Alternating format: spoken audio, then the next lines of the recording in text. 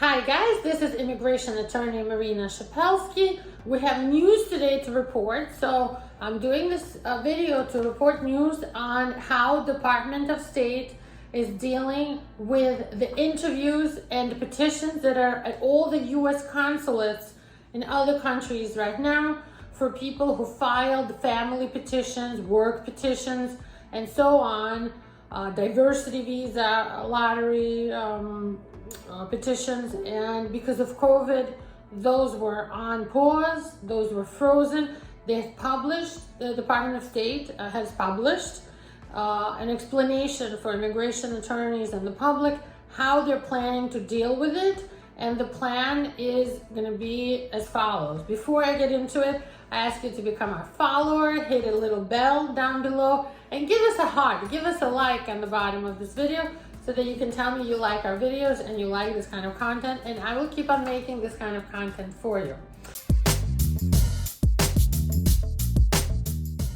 So the Department of State released an update on how embassies and consulates are going to prioritize immigration visas. Now, immigrant visas that they're talking about are visas to come to the United States with a green card. They are called immigrant visas.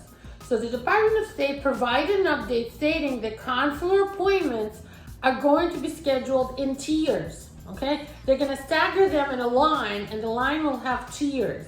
And there's gonna be a tiered approach to triage, meaning to save the situation with immigrant visas and applications at the consular sections where possible, and some of them are going to go into the first priority, second, third, and fourth. So there's 4 tiers, and they will be making monthly appointments in the embassies according to those tiers.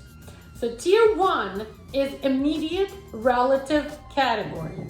That is children and parents of U.S. citizens.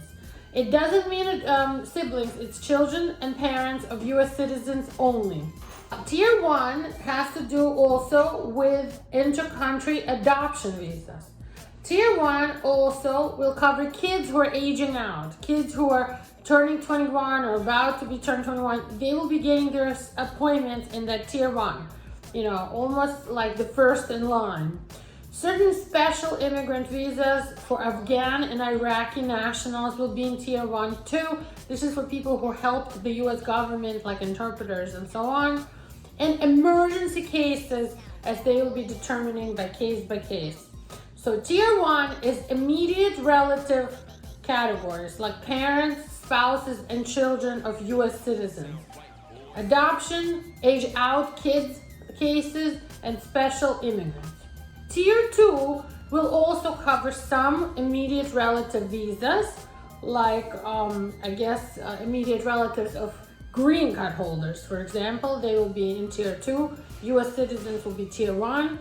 Fiancé visas, so that's K1 fiancé visas, and returning lawful permanent resident cases. Tier 3 will be family preference immigrant visas. These are people in the lines, siblings, married children of U.S. citizens, and so on, and SC special immigrant visas for certain employees of the U.S. government working internationally. Finally, tier 4 is going to cover employment work visas, diversity lottery winners, green card lottery winners, and all other immigrant visas. Again, they added saying, recognizing the emergence of the COVID Delta variant, the new COVID variant, and the continued demand for healthcare professionals during the pandemic, all U.S. embassies and consulates were instructed that they may prioritize as emergency on case-by-case basis the immigrant visas for certain healthcare professionals who will work at a facility engaged in pandemic response.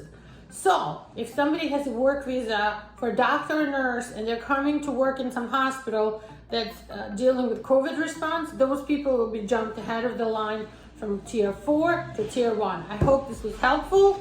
Thank you for watching. Stay tuned. We cover immigration cases in all the 50 states, and we'll be very happy to help you if you're dealing with asylum, family unification, filing for fiancé. If you're in an abusive marriage situation, we can help.